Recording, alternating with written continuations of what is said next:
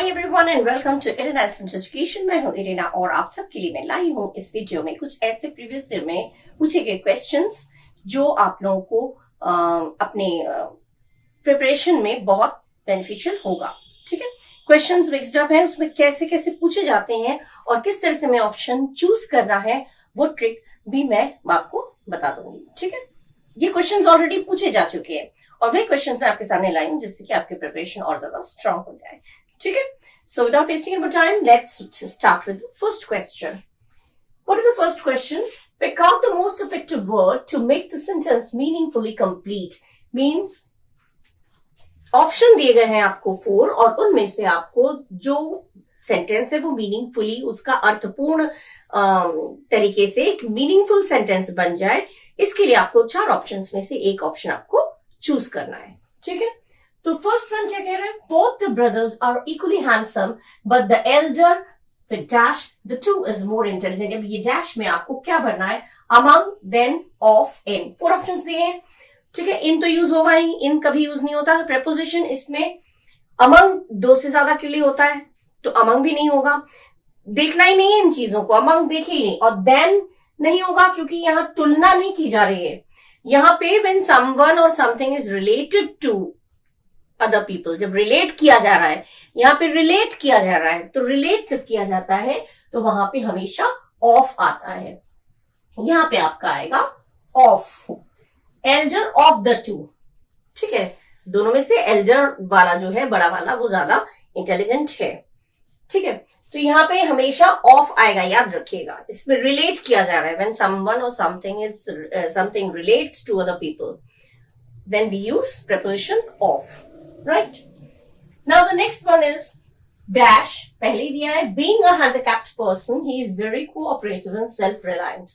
अब बीइंग माने होने की वजह से, हैंडीकैप होने के अब यहाँ पे 2 कंट्रास्ट चीजें देखिए।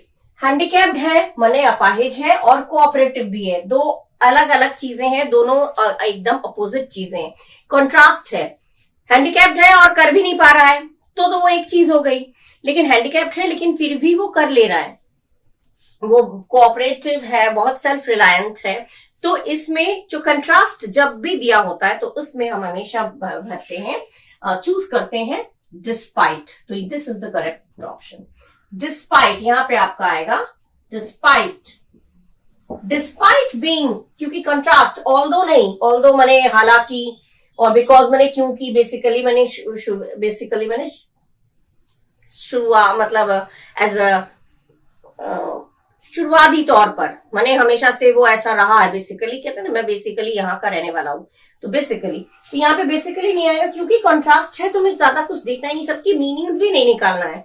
जब कॉन्ट्रास्ट चीजें दे रखी हैं, एकदम अपोजिट चीजें हैं, तो इस कॉन्ट्रास्ट है तो इसमें हमेशा डिस्पाइट आएगा, क्योंकि के बावजूद, डिस्पाइट होता है के बावजूद, तो हैंडीकैप्ड पर्सन होने के बावजूद वो बहुत कोऑपरेटिव है और सेल्फ रिलायंट है, तो यहाँ पे डिस्पाइट आया। ठीक है, next is no sooner did the bell ring फिर dash the actor started singing. अब नो सूनर वाले में हमेशा हमारा क्या लगता है? देन।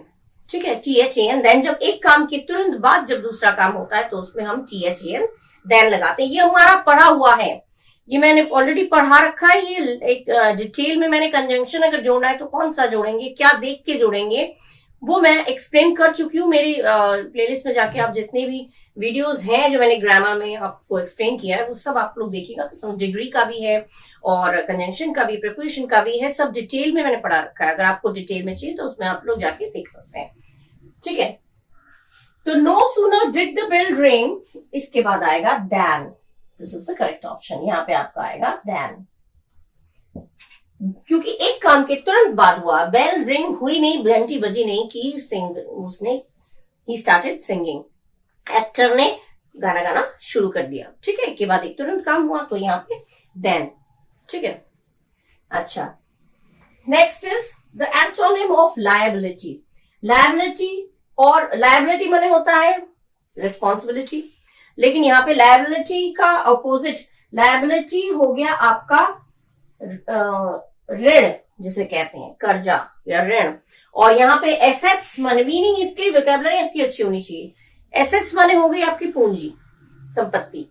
तो लायबिलिटी का ऑपोजिट आपका हो गया एसेट्स। दोनों पे ये हो गया आपका assets is the correct option. ये हो गया ऋण और ये हो गया आपका प्रॉपर्टी, मतलब नहीं, पूंजी, संपत्ति। तो ये हो गया आपका एसेट्स, इसका ऑपोजिट हो गया, माने एंटोनिम हो गया। अच्छा, नेक्स्ट इज एडवांटेज भी बोलते हैं एसेट्स को, एडवांटेज फायदा दोनों, मतलब ये लायबिलिटी जब भी दिया होगा तो एसेट्स को यूज करिएगा, ये सिनोनिम में आ जाता है ये चीज, ठीक है। अच्छा, रिस्पॉन्सिबिलिटी लायबिलिटी एक जैसा होता है, ये सिनोनिम आ जाता है। Next is the antonym of adaptable. Adaptable माने जो अनुकूल हो जाता है, अनुकूलता जिसमें रहती है वो हो गया एडेप्टेबल। और उसका ऑपोजिट क्या होगा? रिजिड। एकदम अनुकूल जो नहीं होता, रिजिड होता है, सख्त होता है, वो हो गया रिजिड। एडेप्टेबल माने जो हमेशा हर चीज में अपना अनुकूलता बनाए रखता है, और रिजिड हो गया सख्त, जो नहीं अनुकूलता नहीं होता वो सख्त रहता है, रिजिड होता है। तो एडेप्टेबल का ऑपोजिट आपका हो गया रिजिड, ठीक है। किस तरह से आपको देखना है देख लीजिएगा, इसमें ऑपोजिट कंट्रास्ट है इसलिए डिस्पाइट आ गया, इसमें रिलेट कर रहा है इसलिए ऑफ आया, और इसमें लायबिलिटी है, लायबिलिटी का ऑपोजिट हो गया एसेट्स, ऋण और पूंजी। ऋण माने कर्जा और पूंजी माने जमा हुआ संपत्ति, बिल्कुल अपोजिट हो गया। एडेप्टेबल में जो अनुकूल हो जाता है, और रिजिड माने जो सख्त रहता है, अनुकूल नहीं कर पाता है, रिजिड होता है, सख्त होता है, तो वो ही हो गया आपका। और यहाँ पे कॉन्ट्रास्ट था इसलिए नो सूनर के बाद देन आता है हमेशा, एक के बाद एक काम के तुरंत बाद दूसरा एक्शन अगर हो रहा है तो उसमें हमेशा नो सूनर के बाद देन ही आता है, ठीक है। क्लियर हो गया? ऐसे ही कुछ क्वेश्चन हम लोग और करेंगे, ठीक है। Okay, now the next one is the meaning of the phrase carry on. सुना होगा कैरी ऑन लोग बोलते हैं, तो कैरी ऑन, कभी आप काम कर रहे होते हैं और कोई अचानक एंटर करता है, आपका काम रुक जाता है, तो लोग कहते हैं carry on. Carry on means क्या होता है? Carry on means to continue. Carry on का मतलब ही कंटिन्यू होता है। ये चीज एक अगर आपको मालूम है तो आप ये चीजें पढ़ने की जरूरत ही नहीं पड़ेगी आपको, तो इसलिए वोकैबुलरी बहुत अच्छे से तैयार करेगा, इडियम्स बहुत अच्छे से तैयार करेगा। इस तरह से जो क्वेश्चंस पूछे गए हैं वो मैं आपको तैयार करा रही हूँ। कैरी ऑन का मतलब होता है करते रहो, चलते रहो, जो काम कर रहे हो लगे रहो उसमें, कहते हैं ना, लगे रहो। तो ये चीज हो गया, इसका आपका ऑप्शन हो गया A, that is continue. Carry on means to continue. Next is the meaning of the idiom at the 11th hour. At the 11th hour, तुम्हें हर काम एट द 11th आवर याद आता है। एट द 11th आवर घर में कभी कभी बोलते हैं, ये एट द 11th आवर इसकी सब तबीयत खराब हो जाती है, कहीं बाहर जाना होता है, एट द 11th आवर इसकी तबीयत खराब हो जाती है। At the 11th hour means at the last moment, एकदम अंतिम समय पर, एकदम, ठीक है। इसमें ऑप्शन इन्होंने दिया इंपॉर्टेंट टाइम। इंपॉर्टेंट टाइम कितना कंफ्यूज करने के लिए देते हैं। Important time, at the last moment, this is your correct option, at the last moment. At the last moment, number third है without any saving, जिसका कोई मतलब ही नहीं है, and the fourth one is day before yesterday. तो day before yesterday का कोई मतलब नहीं है। तो at the 11th hour का मतलब होता है बिल्कुल अंतिम समय पर, यानी कि at the last moment, ठीक है। So your second option is the correct one. Now the next one is the meaning of the phrase let the bygones be bygones. जो हो गया सो हो गया, कहते हैं let the bygones be bygones। जो हो गया हो गया, जो हो गया सो हो गया, जो गया सो गया, भूल जाओ, ठीक है। पुरानी बातों को याद नहीं करना होता है, तो let the bygones be bygones, ठीक है। अब in one's favor तो होगा नहीं, to pretend in one's favor मतलब किसी के फेवर में, pretend माने दिखावा करना, to forget the past, भूल जाओ, to forget the past, this is the correct option। पिछली चीज को भूल जाओ। और टू विजिट सम प्लेस, ये तो कोई रिलेट ही नहीं हो रहा है इससे, ठीक है। किसी जगह पे जाना, ये तो बिल्कुल ही एकदम पता चल जाता है ऑप्शन देख के कि इसका तो कोई मतलब ही नहीं होता, ये बिल्कुल uselessly just to confuse you, आपको कंफ्यूज करने के लिए आप इस तरह से ऑप्शन दिए जाते हैं। तो let the bygones be bygones means भूल जाओ, जो चीज हो गया वो हो गया, जो गया सो गया, भूल जाओ, to forget the past. Right? Now the next one is the synonym of scintillating. Have a scintillating day, हम लोग कभी कभी कहते हैं तुम्हारा दिन बहुत अच्छा बीते, have a scintillating day। New married couple को भी हम लोग कहते हैं तुम्हारा दिन बहुत अच्छा बीते। scintillating माने हो गया आपका glittering, सबसे अच्छा, glittering, चमकदार एकदम, ठीक है। स्मॉल्डरिंग, ग्लोइंग, टचिंग, ये बिल्कुल रिलेट ही नहीं हो रहा है। ग्लोइंग माने ग्लो करना, ग्लो अलग चीज हो जाती है, और चमकीला, ग्लिटरिंग, एकदम शानदार, ग्लिटरिंग हो गया। तो सिंटिलेटिंग का जो भी सिनोनिम होगा, जो मीनिंग है, वो होगा ग्लिटरिंग। ठीक है। टचिंग बहुत हो जाएगा, टचिंग, स्मॉल्डरिंग, ग्लोइंग सब मीनिंग से हटकर है, जो करेक्ट मीनिंग है वो है आपका ग्लिटरिंग। ठीक है। Next one is the last one, in fact the meaning of the idiom small talk. Small talk से आपको लगेगा स्मॉल टॉक छोटी छोटी बातें, नहीं, छोटी बातें नहीं। इसमें स्मॉल टॉक माने कम बातें, लेकिन वो भी अनइम्पोर्टेंट सी छोटी मोटी बातें। We were having small talks, छोटी मोटी अनइम्पोर्टेंट चीज की हम लोग क्या बातें चल रही थी, कहते हैं अरे छोटी मोटी बातें ही चल रही थी, बस अनइम्पोर्टेंट सी इधर उधर की बातें चल रही थी, कोई खास कोई सीरियस मैटर नहीं चल रहा था, ऐसी छोटी मोटी बातें चल रही थी जो कि बहुत इंपॉर्टेंट नहीं है, ऐसे बोलते हैं स्मॉल टॉक।